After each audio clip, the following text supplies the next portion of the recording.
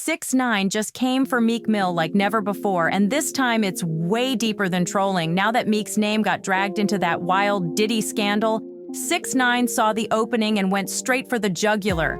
Their beef was already thick, but now it's ready to explode like dynamite. This drama between Meek and 6ix9ine didn't start yesterday. Nah, this fire's been burning since 2018. Way before any of that Diddy boy toy talk hit the streets, 6ix9ine was already making headlines for getting locked up on those major Fed charges. And what did he do? Folded faster than a cheap lawn chair. He ratted out the whole 9-tray set like it was story time, pointing fingers like he was born in a courtroom. The entire rap game was glued to the case, and Meek, he was one of the first to call out what everybody was thinking. That was betrayal, plain and simple. Meek's whole image was about being real, standing tall, and pushing for prison reform. He always tried to hold it down and be a voice for the streets. And back in 2018, Meek even said he wanted to give 6ix9ine some advice. He said, "You give out that certain kind of energy, and that energy actually comes back." He was trying to drop some wisdom, but clearly 6ix9ine wasn't listening. Now the past is coming full circle, and it's looking messy. Now jump to 2020, this beef went from hot to volcanic. Meek hit X and tried to kill 6ix9ine's IG live before it even got started. He tweeted, "I hope that rat going live to apologize to the people he told on or the victim." Then he dropped a bomb, bringing up Nipsey, saying, "Y'all forgot that fast? A rat killed Nipsey. He wasn't supposed to be on the streets. That's the only thing I'ma say because he's dead. Left his baby mom and child like a coward." That was straight up heat, but 6ix9ine clapped back hard. He fired off, "Imagine having a newborn baby come into the world and be pressed about a Mexican with rainbow hair." That hit below the belt. Meek had just welcomed a baby with Milan Harris. Instead of enjoying fatherhood, Meek was wasting energy getting worked up over 6ix9ine's antics. And it didn't stop there. Meek jumped back on X, calling 6ix9ine a brewery keyboard informant, and saying the dude was trying to beef for his sons like he's raising little street soldiers. Then Meek got all woke with it, flipping the convo to social justice, talking about cops taking people out while 6ix9ine's busy trolling families. He even accused 6ix9ine of feeding rich white folks off his chaos. When 6ix9ine came crawling back with Gubba, begging for streams and clout, Meek wasn't having it. He torched the track, laughed at the whole comeback, and told the world straight up, 6ix9ine is an L walking around with rainbow hair. He tweeted, "That new song, trash, we heard that lol." But you know 6ix9ine ain't the type to sit back and take shots. He flipped the whole narrative and came for Meek's reputation, claimed that all that prison reform talk was just for the cameras, said Meek only acts like an activist when it's lights, camera, action. Then came the real-life smoke on Valentine's Day 2021. Outside a club in Atlanta, things got physical. Meek was leaving the venue when 6ix9ine ran up, wilding out and yelling in his face.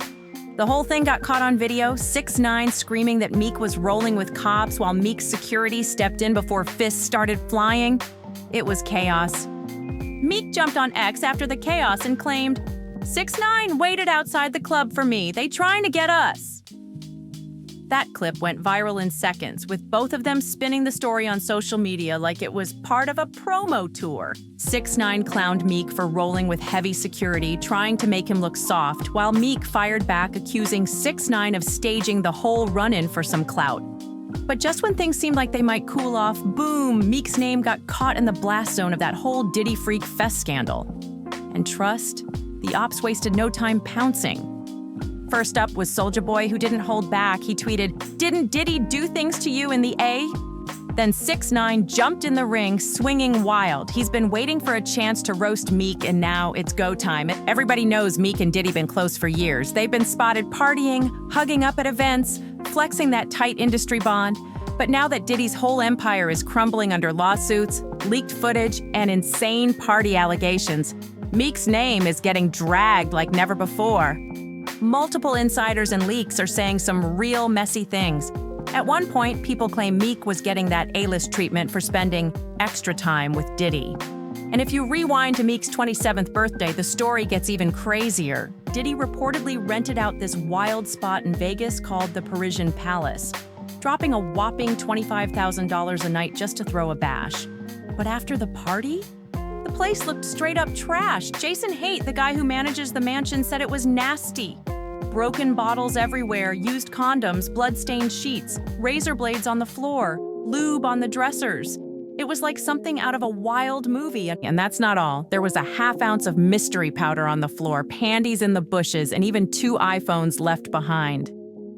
Before the party even began, Diddy allegedly had every bedroom lock replaced, so only he had the keys. Plus, he reportedly installed his own smoke detectors, which some people are saying had hidden cameras inside. Now, that viral clip going around, the one where Meek's cheeks supposedly got clapped by Diddy, insiders are saying that was filmed during that exact wild Vegas night. And let's not forget that wild clip that resurfaced, where Diddy straight up called Meek Daddy on camera. Yeah, you heard that right. Daddy! Who calls their homeboy that? Twitter exploded like a firecracker, and Meek was catching heat from all angles.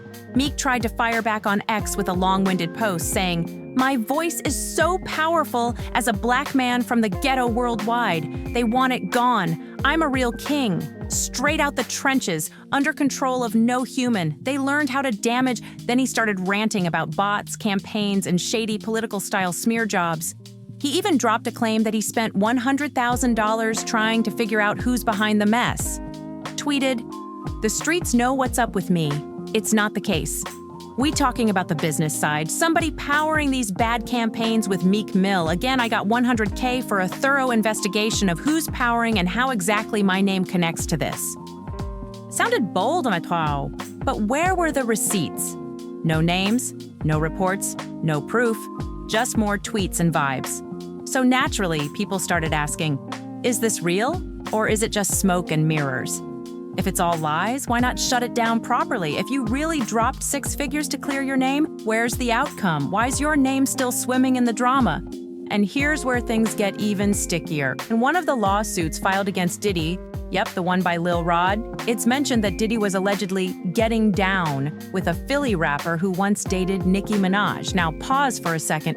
Who else fits that exact description? Yeah, you already know who folks are pointing fingers at. That's not a rumor anymore. That's straight from legal paperwork.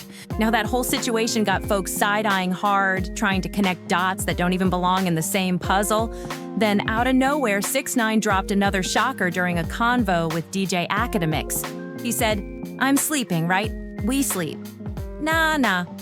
When talking about sharing a room with Diddy, people weren't sure what to make of it, but Street Talk says that was a slick subliminal jab, throwing Meek into that same freaky bed without even naming him directly. And if you know 6ix9ine, you know he don't just throw shade, he makes a whole circus out of it. This was his golden chance to clown Meek and flip every L he ever caught from him into payback.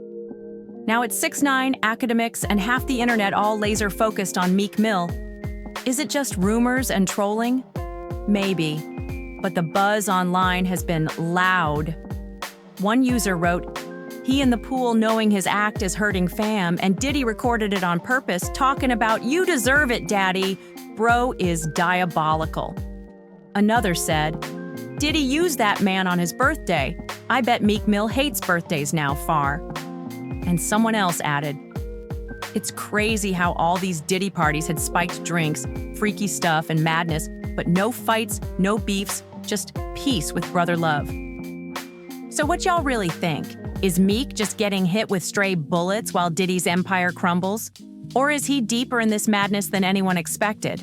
How far in you think he got with them freak-offs?